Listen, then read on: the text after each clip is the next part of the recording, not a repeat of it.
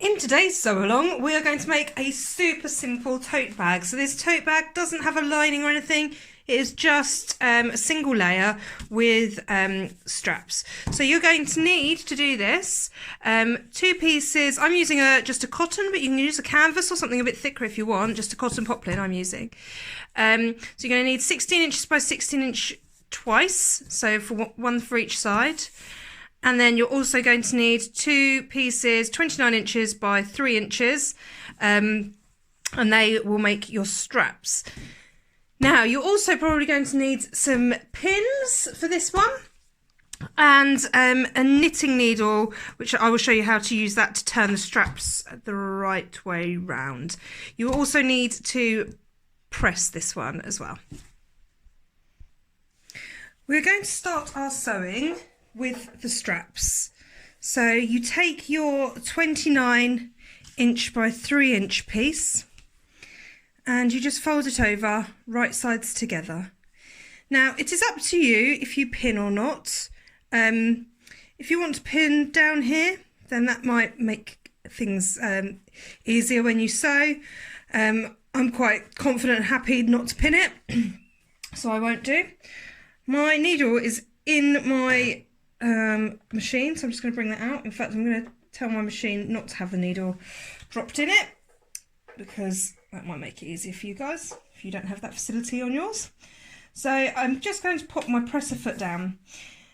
So I'm going to use the seam allowance of the edge of my presser foot. That's what I always use as my gauge, because I just find that the easiest visual guide. So you just run along the edge of your presser foot, so along the edge of your fabric, and you get a nice seam allowance.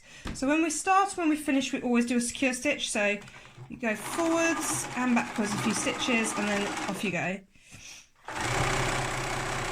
Normally I would change my thread to a coordinating thread, but I've been doing so many of these videos, I'm just gonna crack on with black thread, and it makes it quite nice and easy for you guys to see as well. You can see I was going to say I'm nice and straight, but I went off a bit there. Had a bit of a wiggle. I'm doing this at a slightly weird angle for the camera.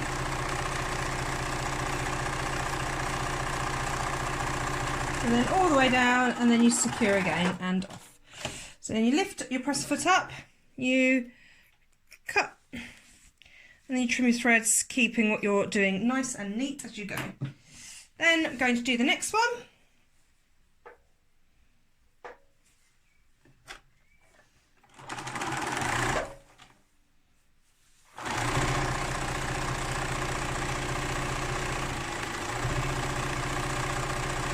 Same thing, just keeping it nice along that edge there.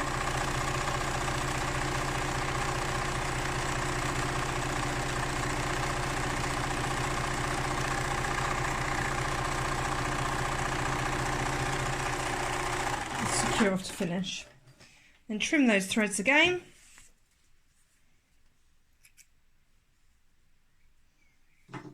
Now, normally, if I was at my studio, what I would use is a loop turner. So it has a little hook in it, and you just pop it on there. But I don't, so I used to use a paintbrush for this as well, because the end of a knitting needle is a bit pointy. But what I do to turn, I just kind of fold over the top there, and I just ease it down, and I balance the knitting needle on something, so maybe the table. And when I used to use a paintbrush, I used to balance it on myself, on my jeans, and then as you can see, it gets a little bit more difficult.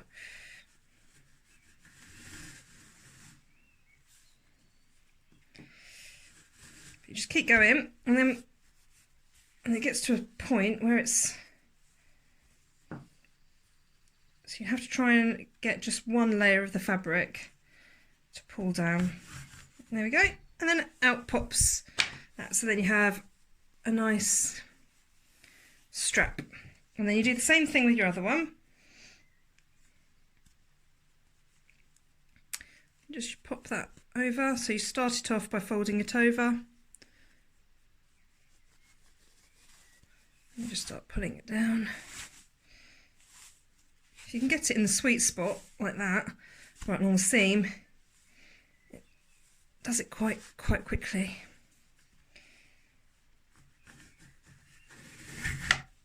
There we are. Super fast, that one. So now we're going to need to press these.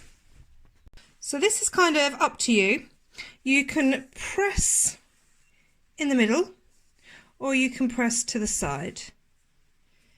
Well, I'm probably going to press to the side because I didn't press the seams flat on the inside. So that kind of makes the best sense. So you don't want to press exactly in the middle. You want it just to be slightly, so that seam to be slightly on this side. As you can see, it's just very slightly there. It just means that you know that that's the underneath. So when you sew it on, you'll use that as your underneath, and then you don't get a wobbly kind of seam. You will know that the top side is the best side.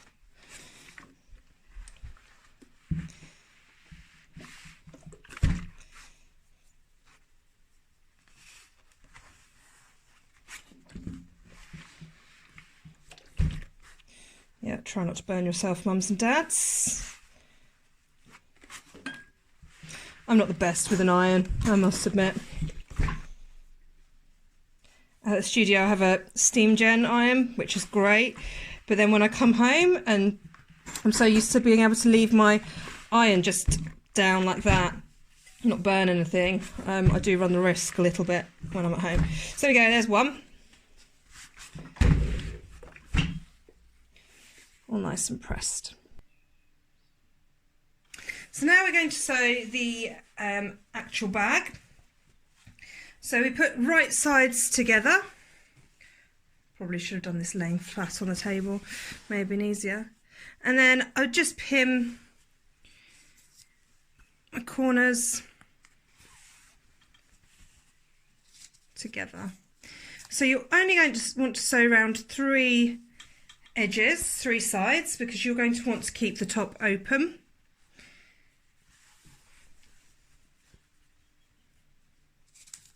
So I'm only pinning on the 4 corners, but you can pin all the way along yours if it helps you keep the fabric in place. So yet again, I'm simply going to pop the press foot in, again using the same amount of seam allowance, which is using the edge of my foot as my guide. Just secure and then go all the way around.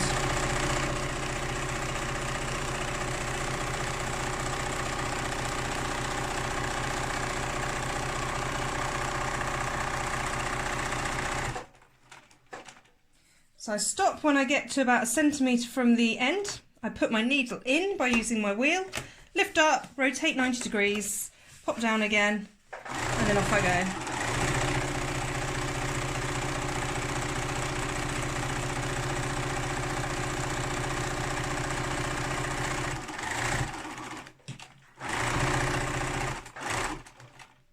Same thing, stop about 1 centimetre away, lift up, turn 90, and then off you go.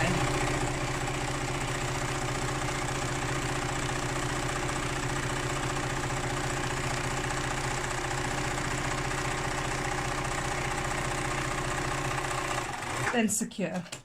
Now, because this bag needs to be quite strong, because you don't know what you're going to be putting in it and you don't want it to break, it's quite important to reinforce it. So what I would do normally is I would just overlock the raw edges. It also neatens it up. But I'm not going to do it with an overlocker, just in case you guys at home don't have one. So you can use an overlock stick on your machine. You might need to change the foot for it if you have one of those. So I'm just showing you an overlock stitch on my machine. This is a stretch overlock stitch, and this isn't a stretch fabric, but I kind of prefer that to my standard overlock. So as you can see, it just catches the edge of the fabric. So you'd normally have a different presser foot to put on, which has a line that runs along the edge of the fabric to help you get it in exactly the right position there. But what I'm going to show you how to do a zigzag stitch, just in case any of your sewing machines don't have that option. So that's the other side of the overlock. And also you don't need to change your foot for a zigzag stitch. Not that zigzag stitch though. So with a zigzag stitch, you may need to change the setting it's on. You want quite a wide zigzag, so I might increase that, but decrease your stitch length so that it's quite tight.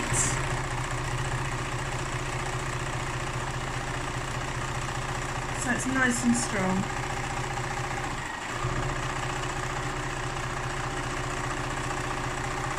And you just want to be capturing that raw edge as best you can.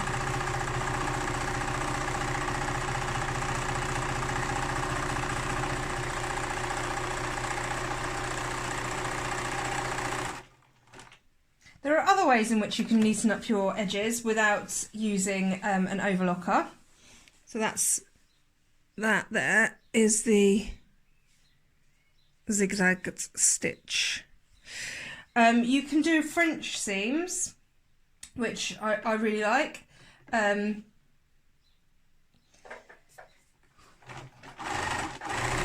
I might show you how to do those on another session.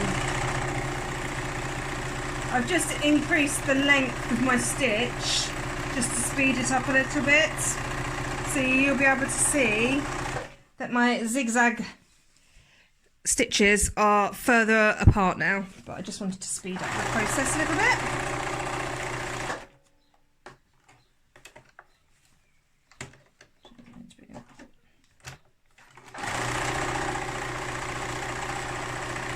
So in certain things, like when we did the cushion cover, we clipped the corners of the cushion, but I'm not going to be doing that with the bag, because we do not want to lose any of the strength.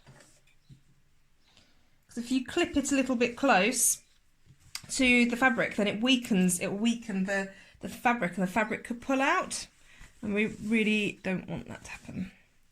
So you may at this stage want to give it a bit of a neaten up, like a bit of a trim with your scissors, if you've got any threads like I have all over the place. When you've done that, the next thing to do is to get ready to attach the straps. So we want to attach the straps at even intervals. So firstly we fold our bag in half,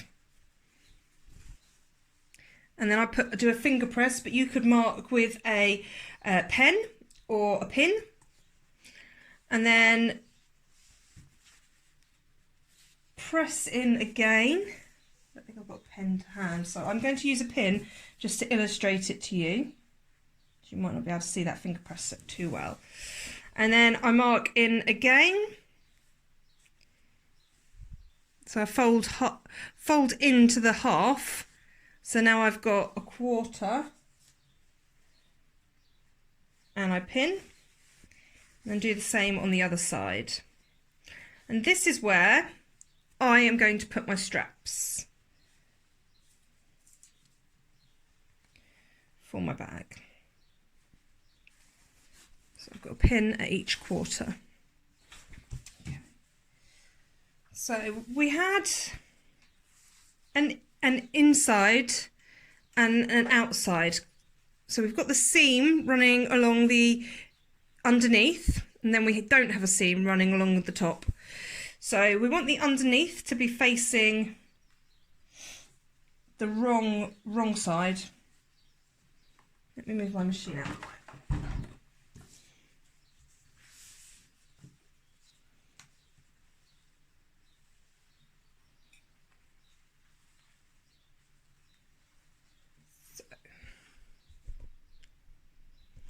So you lay down your strap with the right side, the side without the seam on it, facing towards your bag.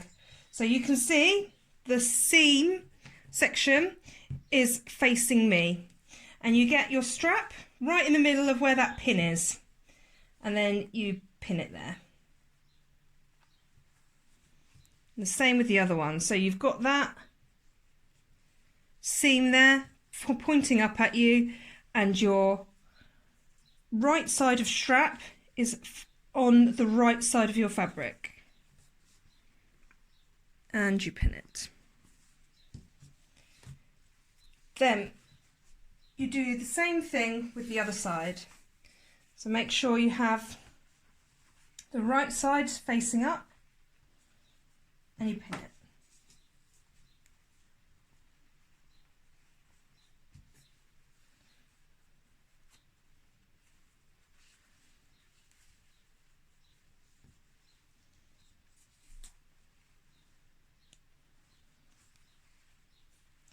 Then you want to double check that you've got them in matching positions. So feed those straps inside your bag. Then hold your bag at its seams, and then you can just double check that both of your straps are matching, in a matching position. Which these ones... Oh, yeah, okay. You want them to be in a matching position so it doesn't look odd when your bag is finished. Then what we're going to do is we're going to hem the bag. So you start at the end, at the edge, and you just fold your bag over once and then fold over twice. Now, some people like to fold over and press, which you may need to, which if you're going to do it like that, then you'll need to slip your pins out.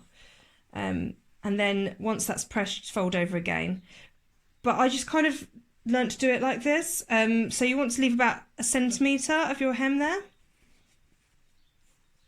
And then pop a pin in.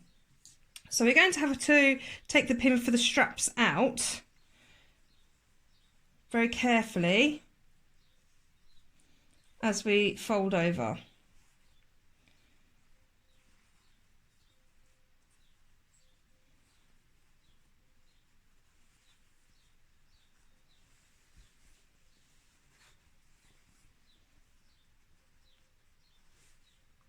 And then pop the pin back in once you've done it.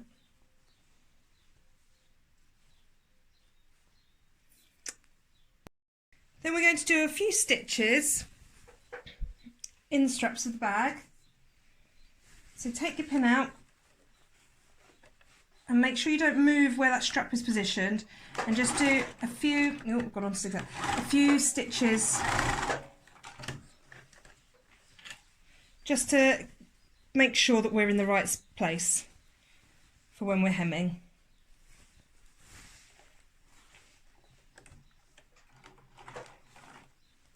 You just don't want these straps to move anywhere once you've got them in the right place.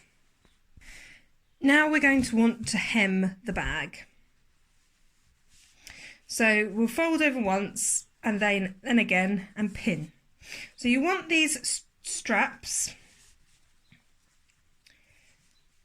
you'll want the straps to be out. So let's just start over here. So if we start from the corner here, so you fold over once, about 1 centimetre, and then again. So some people like to press this, mark off 1 centimetre and press it. You press your first one once, and then you press the second fold, and it helps you just get a really nice straight edge. You can do it by measuring, just so that you know that you're only flipping around the right amount. I again just do it by eye. So when you get to your strap, it's a slightly fiddly bit, you don't want to pin the top of your strap, so you want to pull it out at this point and then just flip a bit under like the rest of your hem. Pop a pin in it, but you don't want to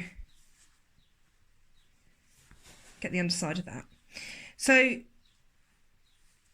your strap will have 2 sets of stitching in it, at the very least to support that. We can put more in it if we want as well.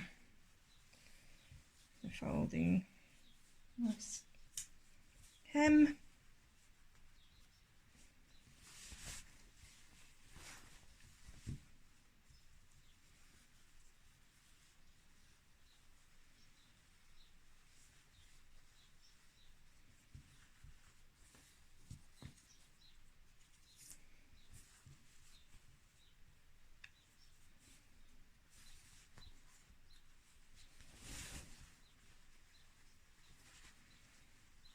Normally when I do these to sell, I would do them with a lining, but as we go through our sewing sessions, I'll get on to doing one with a lining. It's my personal preference. It makes it stronger, it looks nicer as well, and you can put funky lining in there, but it is a bit like magic when you turn it. When I do it on when I do little workshops, doing a lined tote bag, people do think it is some kind of strange magic when you turn it all the right way around, and it seems to kind of work out. Sorry, you can't see what I'm doing.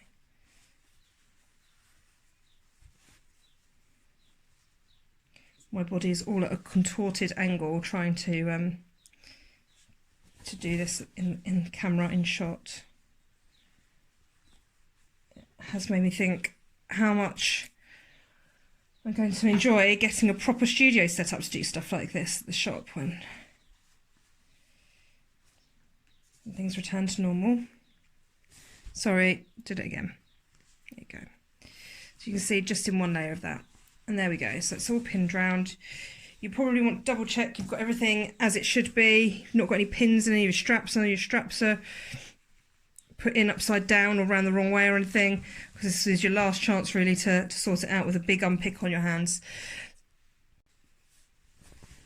Okay, so we want to try to keep as straight as possible on this bit. So you're going to see a bit of stitching on the other side. And this is where you want to sew quite close to the edge here as well. So you do secure stitch as normal. So you might want to take a bit of time with this stitching.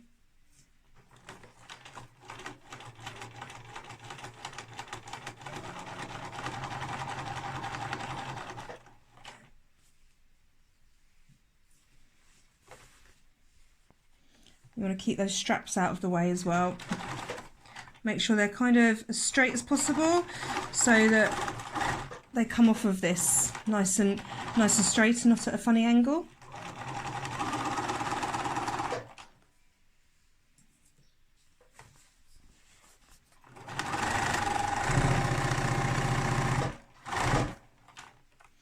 So I take the pin out before I get to the strap. So you might find your sewing machine finds it a little bit difficult to get over the lump because you've got a load of layers of fabric folded over. So you might need to pull the presser foot up and just give it a little helping hand. Just go nice and slowly there.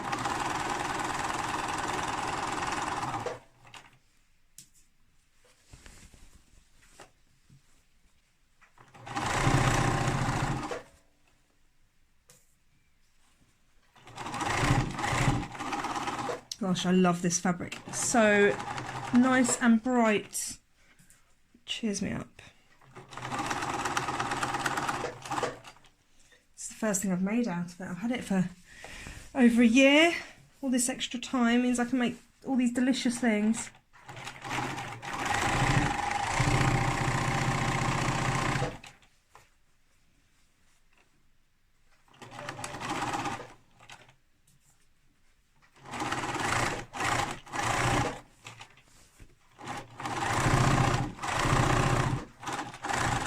There we go, secure it off. Now we come. So I always stitch a bit over the previous stitching. As you can see there, it makes it a little bit darker. But if you had a thread that was more in keeping with the tones of a bag, it probably wouldn't matter as much. But it just makes sure that it won't come undone. It's nice and secure there. So then I turn it round the right way. I'm going to do a little trick with the corners because we haven't cut them. So fold it over. Oh, hold on. Sorry, I'm not in focus. Focus, focus, focus. That's what I tell my children. So fold it over once like that. Then fold it over again so you've got the perfect points, and then you kind of push that through. It's the hardest thing to describe without showing you. That gives a really good pointy corner, which you'd normally only be able to get if you cut the corner because of all the bulk in there. So that's a really top tip. So I'll show you again. So you're literally just folding over up to the seam into the shape there, and then just trying to poke it through. I didn't do such a good job with that one. Give me my knitting needle, trusty knitting needle. That'll push you for a good corner and probably come out the other side as well. But there we go. So I've just given mine a quick press and one final piece of sewing, which was just along here at the tops of the straps as they come out of the hem. So you can see the original line of stitching that we just done, and then I've just done a secure straight along and a secure there, and it stops the strap coming away from here because it would only have been secured at this point. So if you're there, you'll know what I mean. And it also gives the bag extra strength because it's got more lines of stitching for it to be on there. So there we have it. A really nice tote bag. Single layer, super simple, but does the job. Put all your shopping in, put anything else in.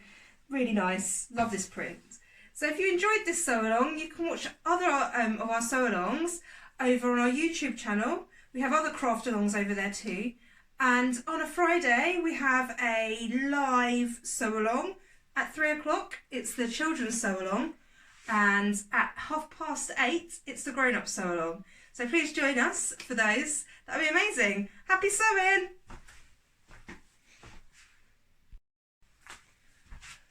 Just to add to that, I just rewatched that last final segment of the video and you couldn't see the blooming bag. So here it is. Hopefully you can see it now. I've only just started doing my videos in landscape and I'm just kind of getting used to it. It's hard when you're a one lady camera lady. Thank you.